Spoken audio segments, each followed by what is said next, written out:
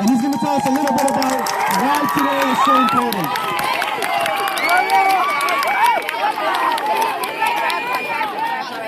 Greetings, everyone.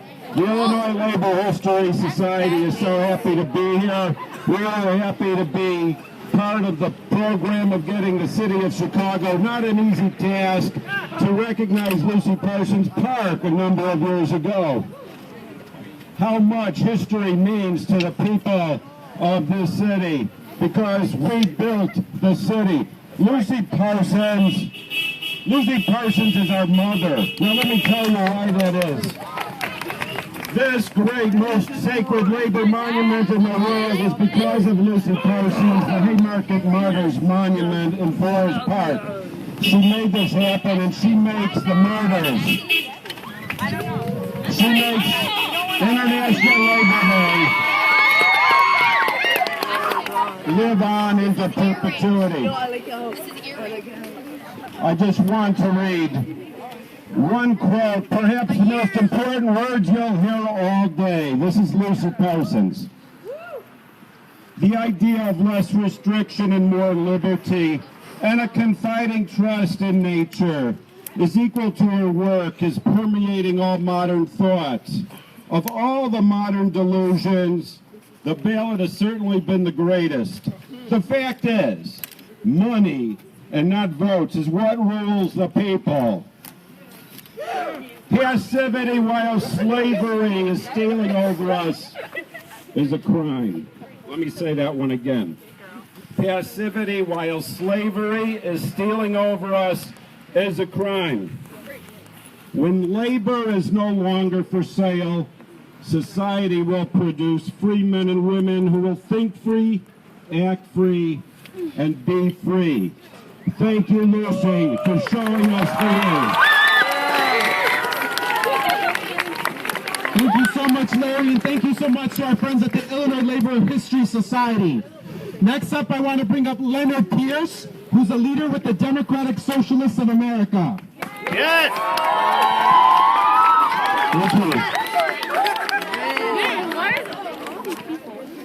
So we are here today because of Lucy Parsons. And when I say that we're here today, I don't mean that we're here specifically just to dedicate this street to her memory. I mean that we are here specifically on May Day because of what Lucy Gonzales Parsons did.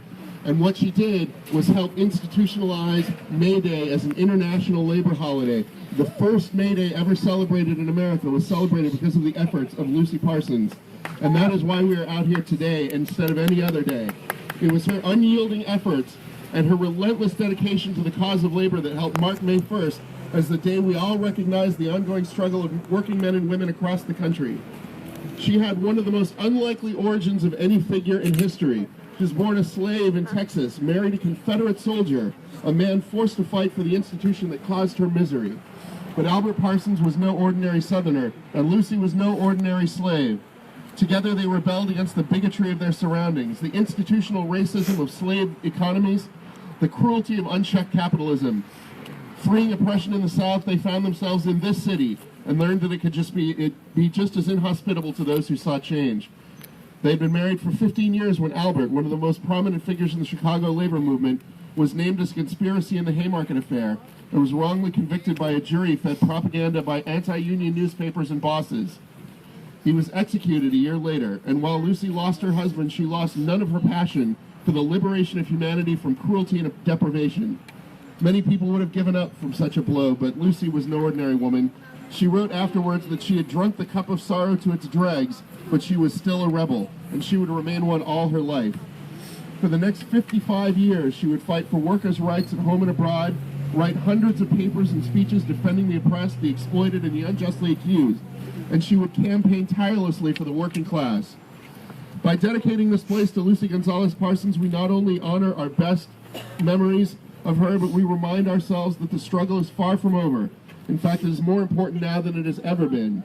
Over 100 years ago, Lucy was fighting with unimaginable bravery, not only for the rights of working men and women, but for immigrants, for African Americans, natives and Latinas, for those in her own country and for those overseas, for the homeless and others who found themselves on the margins of society.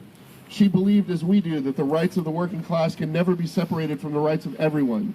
we can see more clearly than ever that her struggle is our struggle. So let's give her memory the highest compliment it could receive by letting Lucy Gonzales Parsons speak for herself. Governments, she wrote, do not lead. They follow progress. When the prison, the stake, or the scaffold can no longer silence the voice of the protesting minority, progress moves on a step. We owe it to her to help progress move forward one more step, and then another, and another, until we are all truly free. Thank you. Thank you so much, Leonard. So we are going to bring up a special guest right now who is visiting us all the way from Turkey. Do folks know where Turkey's at? Yeah. So that's a really long way away. So she had to fly here for a long time, and so we're going to listen to every word she has to say. But before I bring her up, I just want to quickly recognize two elected officials that have joined us. We have State Representative Jamie Andrade. Thank you so much. And we have Cook County Commissioner Louis Arroyo Jr. And thanks to Cook County Commissioner Louis Arroyo Jr., Cook County will have a $13 minimum wage. So give a round of applause. Thank you so much. Let's make it 15. So, representing the Turkish trade union movement, we have Pinar Özkan. And Pinar, please come up and join us. Thank you so much. It's a great honor to be here and very excited to be here in this event for Lucy Parsons' dedication in the streets. I'm coming all the way from Turkey, representing the Turkish trade union movement, Hakish Confederation.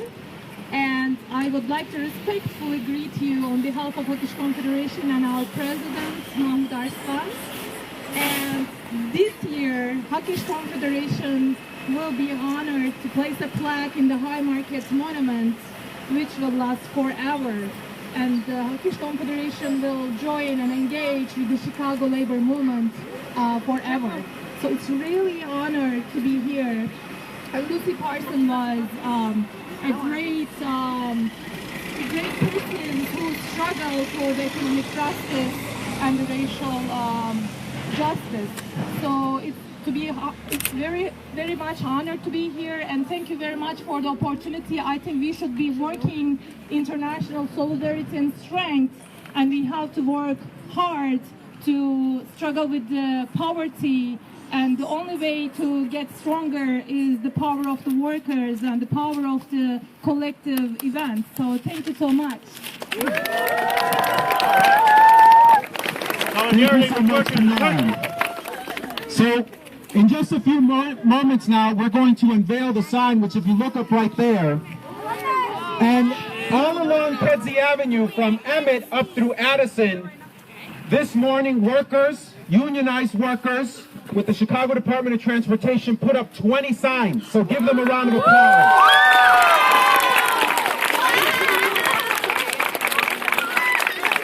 Now I know that the 6th graders here that joined us from Avondale-Logandale School researched a little bit about Lucy Gonzales Parsons this morning. And they made signs, and many of them have quotes that Lucy said during her long life. But Lucy lived not too far away from here. She lived right here on Troy Street. You see where the expressway's at? Her home stood there. And we're here celebrating Lucy Gonzales Parsons today because on May 1st, 1886, Lucy and her husband Albert took to Michigan Avenue and with their 2 children in tow, led a march of 80,000 people fighting for an 8-hour workday.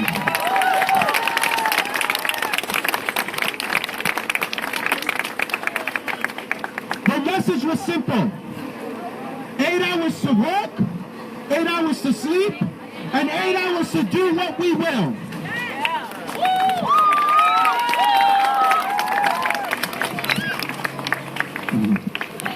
The conditions that Lucy's and other workers like her were facing that day were not too different than the conditions we're facing now. Across this world, the billionaire class have seized control of government. And they ensure that there are policies that ensure they get richer while we get poorer. That ain't right.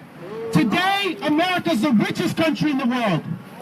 then we have some of the greatest income inequality we have ever seen. Workers are working longer hours for less pay. Is that right? So today we honor Lucy Gonzales Parsons because she taught us the way. She taught us that you don't take it down, you don't take it sitting down, you don't live on your knees, you rise up and you fight back. She taught us the meaning of people power because she knew that it was the people who had the power. She knew that if workers took to the streets, they would bring the oligarchs to their knees. That's right. So tens of thousands, hundreds of thousands of people will march across the globe today, millions, because Lucy and Albert led the way, because they fought for workers' rights, because they fought for human dignity.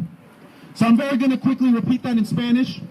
Hoy día estamos aquí celebrando a Lucy Gonzales Parsons, porque el 1 de mayo 1886, Lucy y su esposo Albert tomaron las calles. Y por Michigan Avenue manifestaron más de 80,000 personas luchando para los derechos de los trabajadores. Hoy día, el 1 de mayo, por todo el mundo, millones de trabajadores van a manifestar, van a luchar, van a decir no a la injusticia y sí a los derechos laborales. Fue por esa señora que vivió aquí en este barrio de Avondale, Lucy Gonzales Parsons. Entonces hoy día celebramos la historia, la memoria de Lucy Gonzales Parsons y decimos, Lucy vive, la lucha sigue. Lucy vive, la lucha sigue. Lucy vive, la lucha sigue.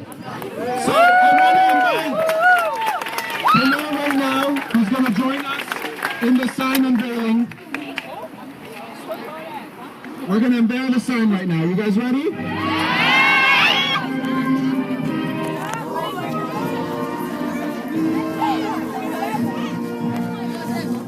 guys want to join me? Join me. Help me. Help me. You guys are going to help me, okay?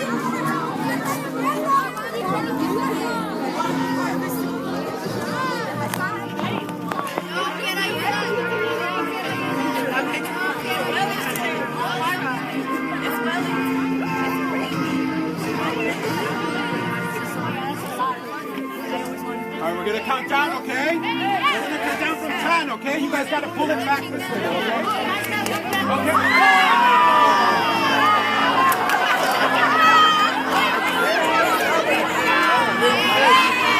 Just say, you excited. Or put one of the kids on his shoulders.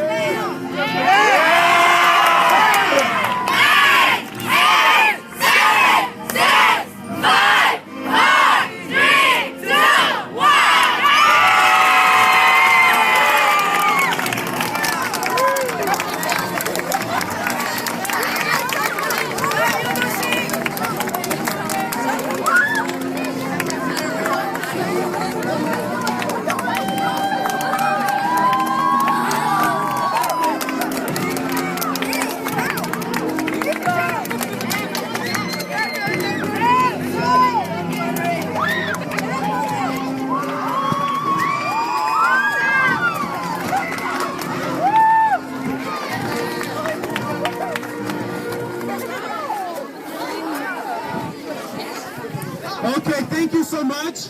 So I want to bring up Maeve Raffleson. So the sixth graders from Avondale, Logandale, you guys are going to follow your teachers. You're going to follow Miss Roman. You're going to head back into the school, okay? Good. All right?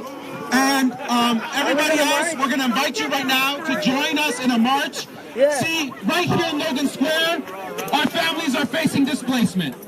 Right here in Logan Square, our families are being displaced by developer greed. So we're going to march to a place where there's a planned development, so we ask you to join us in that march. We're going to march down Kedzie to Spalding in Milwaukee, and we're going to demand that developers put community need over corporate greed, and then we're going to get on the train to join our sisters and brothers at Union Park, okay? So, Maeve, will you quickly lead us in what we're going to do? Hi, everybody. Can everyone see the big red flag? La bandera roja? We're going to follow the big red flag down Kedzie, follow Anthony, and we're going to continue our event we're at the site of a new development. Vamos a seguir la bandera roja.